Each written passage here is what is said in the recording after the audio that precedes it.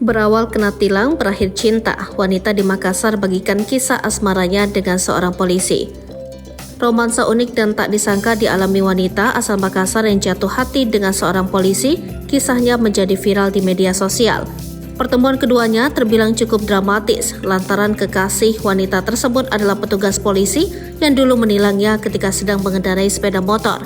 Perjalanan asmara pasangan muda yang saling jatuh cinta usai kena tilang tersebut viral di TikTok usai diunggah oleh akun Mimi23. Dalam unggahannya, wanita tersebut menceritakan momen pertemuan dengan sang kekasih yang ternyata adalah seorang polisi. Di luar dugaan, ternyata keduanya pertama kali bertemu saat sang pria sedang bertugas dan menilang wanita tersebut. Berawal dari tilang, tulisnya.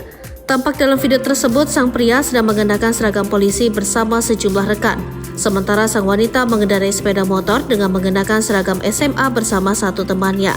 Wanita tersebut tampaknya ditilang lantaran tak menggunakan helm ketika berkendara. Namun siapa sangka, ternyata setelah kejadian penilangan tersebut, keduanya terus berhubungan dan menjadi sepasang kekasih selama 3 tahun lamanya.